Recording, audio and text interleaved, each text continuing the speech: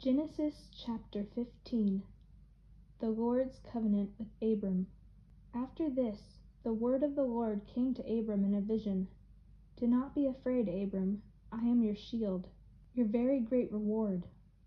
But Abram said, Sovereign Lord, what can you give me, since I remain childless, and the one who will inherit my estate is Eliezer of Damascus? And Abram said, You have given me no children, so a servant in my household will be my heir. Then the word of the Lord came to him, This man will not be your heir, but a son who is your own flesh and blood will be your heir. He took him outside and said, Look up at the sky and count the stars, if indeed you can count them. Then he said to him, So shall your offspring be. Abram believed the Lord, and he credited it to him as righteousness. I am the Lord who brought you out of Ur of the Chaldeans to give you this land to take possession of it. But Abram said, Sovereign Lord, how can I know that I will gain possession of it? Bring to me a heifer, a goat, and a ram, each 3 years old, along with a dove and a young pigeon. Abram brought these all to him, cut them in two, and arranged the halves opposite of each other. The birds, however, he did not cut in half.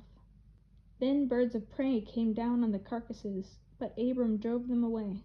As the sun was setting, Abram fell into a deep sleep, and a thick and dreadful darkness came over him. Then the Lord said to him, Know for certain that for 400 years your descendants will be strangers in a country not their own, and that they will be enslaved and mistreated there. But I will punish the nation they serve as slaves, and afterward they will come out with great possessions. You, however, will go to your ancestors in peace and be buried at a good old age. In the 4th generation your descendants will come back here, for the sin of the Amorites has not yet reached its full measure. When the sun had set and darkness had fallen, a smoking firepot with a blazing torch appeared and passed between the pieces.